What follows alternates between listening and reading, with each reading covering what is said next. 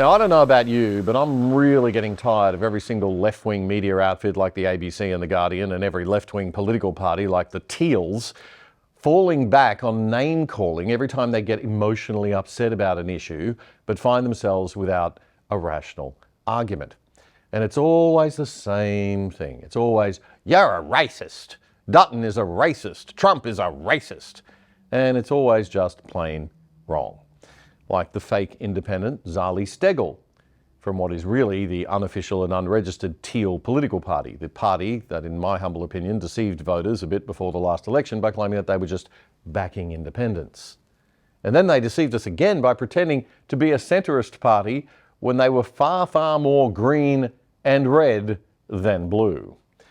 Zali, or Teal for that matter, Zali is the member for the electorate of Warringah in the lovey-filled suburbs of Sydney's north.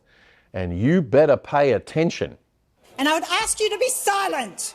I have the floor. Okay, you've got my attention.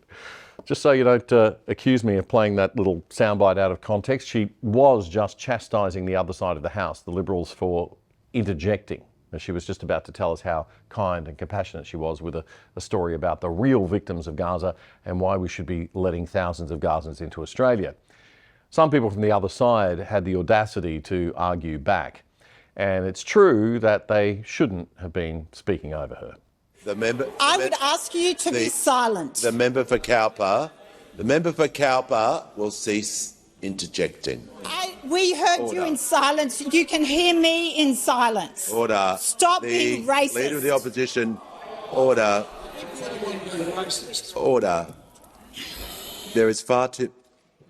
The Leader of the opposition is seeking the call. Well, it was an offensive and unparliamentary remark and it should be withdrawn. I'm just going to ask the member for Warringah if she made an unparliamentary remark to withdraw to assist the House. Well, if I could have a clarification, is a description of language being racist an unparliamentary remark? Just to assist the House so the debate can keep going, as have been previously ruled, just ask the member to withdraw and continue. I'll withdraw to assist the House.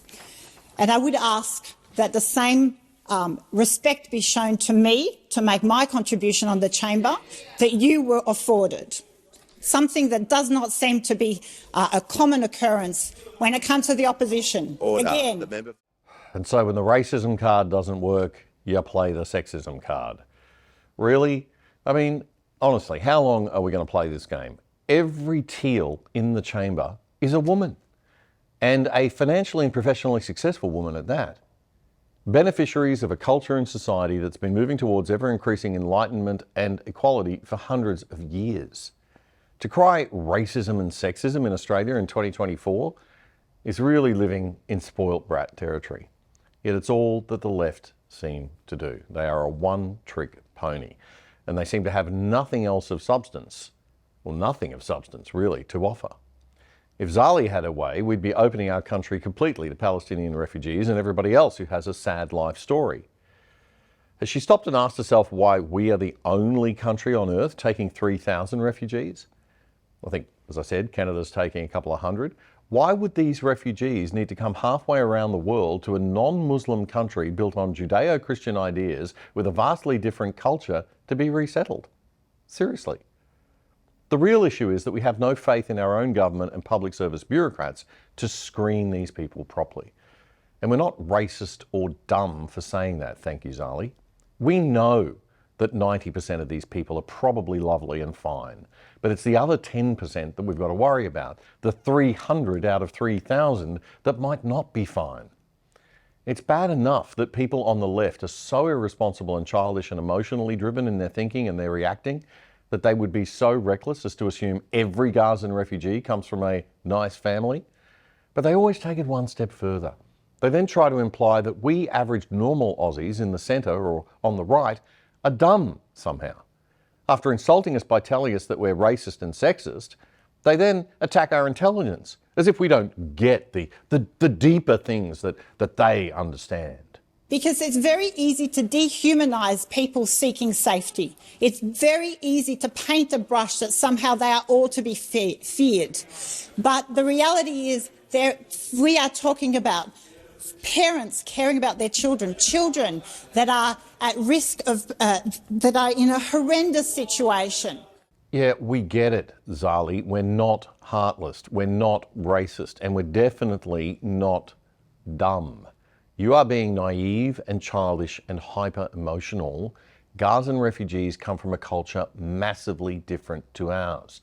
Many of them have been raised with ideas of hatred based on race and religion that are incompatible with our culture. Not all of them, but many of them.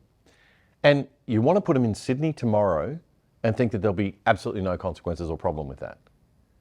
Zali, you need to apologise to Peter Dutton, who's trying to act responsibly here, and to all the right-minded Australians that you've accused of being racist. And smart people of inner Perth and inner Melbourne and inner Sydney, I would suggest you send a message to Zali and all the Teals who pretend to be independent at the next election. They seem to have deceived us that they were independents when they seem to clearly act as a political party and are funded and supported as such. They seem to have deceived us that they were centre-right when in fact they are centre-left and left. How long are we going to let ourselves be taken for fools? Now I'm going to put my PR hat on for a second and just dissect for you what's going on here, because it's extremely emotionally manipulative and it's something that the left do all the time.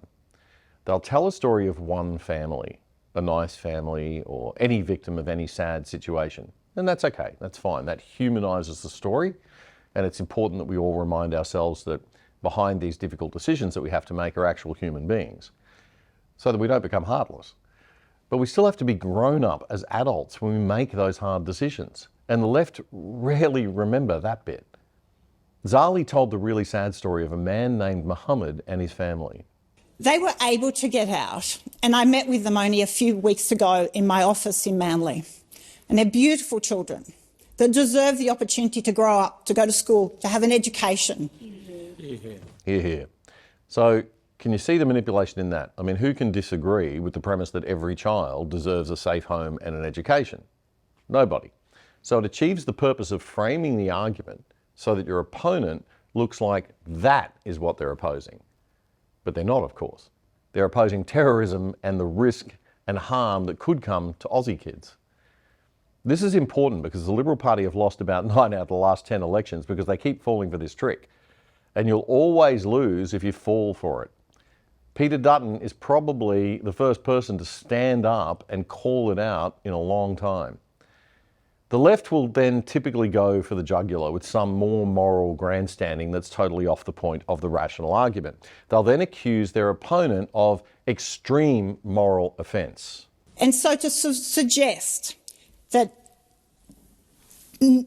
families like Mohammed's family are not deserving of being able to escape a war zone, of seek safety for their children is offensive. And it goes against what it is to be Australian, which is to be there for people in need and to offer safety and security to people that deserve it. See how that works? Pretty cool, but diabolical. And very offensive to the responsible people on the other side of this debate who now find themselves on the receiving end of a truly vile and offensive attack. Being called a racist is pretty hideous. But of course, if you say you're offended, well, it looks like you have, if you say you're offended first, if you're the first one to say, well, we take offence, well, then it looks like you have the moral high ground. The only way we're going to fix this, folks, is by getting smarter ourselves. Alarm bells should ring very loudly every time you hear a left-wing politician call someone racist or sexist.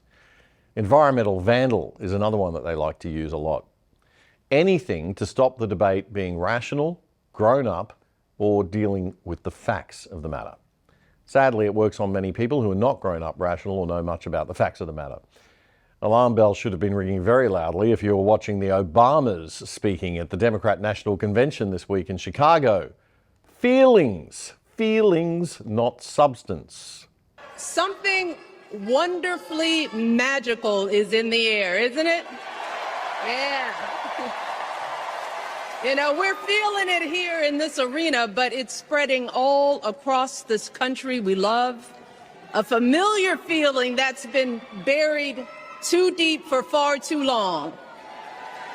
You know what I'm talking about. Oh my God, they are so good at this stuff. Feelings. You know what I'm talking about. Yeah, that feeling. Yeah, that good one you got right now. Get into that zone. That's right. Capture that. What she's doing there is getting the audience to reconnect with the feelings that they had when they voted for a husband and link that to Kamala. It's actually a pretty well-known hypnosis technique of neural association, what they call state anchoring. The anticipation, the energy, the exhilaration of once again being on the cusp of a brighter day.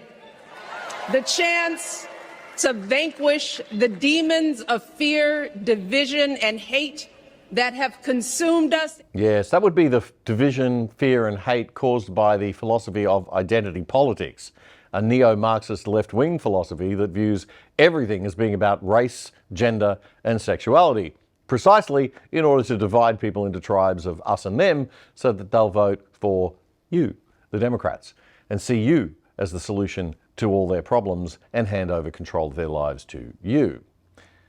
They do all of this with a big smile, of course. They tell you stories of their mother, as Michelle did, and how they rose above adversity, and of course finishing by painting everyone else, especially their main political opponents, as racist. See, his limited, narrow view of the world made him feel threatened by the existence of two hard-working, highly educated, successful people who happen to be black.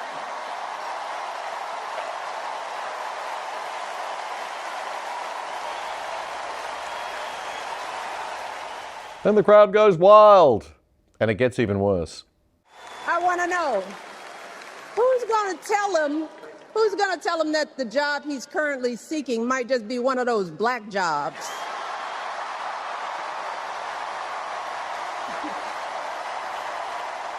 Oh God, it's so manipulative. An African-American woman who had a privileged life of academic and business success and then rose to become First Lady in a country that is clearly far less racist or sexist than possibly any other country on earth throughout history, still, after all her wealth, privilege and success, claiming to be a victim. Still playing the race card. Still playing the sexism card.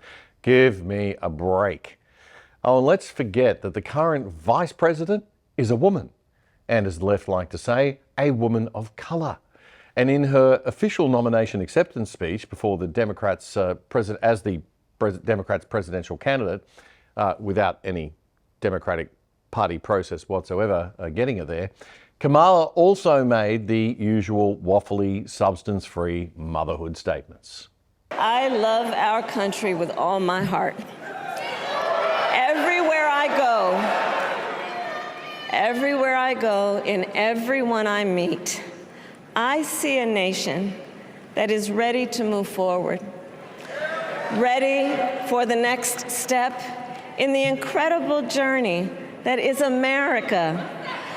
I see an America where we hold fast to the fearless belief that built our nation and inspired the world, that here in this country, anything is possible, that nothing is out of reach. An America where we care for one another, look out for one another, and recognize that we have so much more in common than what separates us. There she is. All emotion, very little substance. The point is, folks, it works. This stuff will work. People won't be able to tell you why they want to vote for Kamala Harris. They won't be able to tell you a single thing that she's done in her 4 years as vice president or name a single policy that she stands for, but they'll just feel it in the pit of their stomach and in their vision for hope.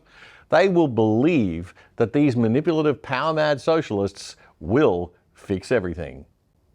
A quick check of the polls this week, and 538.com's summary of US polls now has Kamala widening the gap again at 3.3 percentage points now ahead of Trump, 47 to 43.7. On a happier note for those on the right, Elon Musk did his own little poll on X, which he admitted is highly unscientific, But after almost 6 million votes, the gap was actually huge. Trump ahead 73 to 27. Even with the conservative skew of X these days and the unscientific nature of a dial-in poll like this, that is an impressive lead. But, as they say in politics, the only poll that matters is on the big day. These are scary times indeed, but not for the reasons many people think. Private internet access is terrific. With all the big government clampdown on online speech lately, you are taking a big risk if you don't have a VPN. That's a virtual private network. And it blocks spying eyes in big government or big corporate from seeing your IP address and hacking into your data.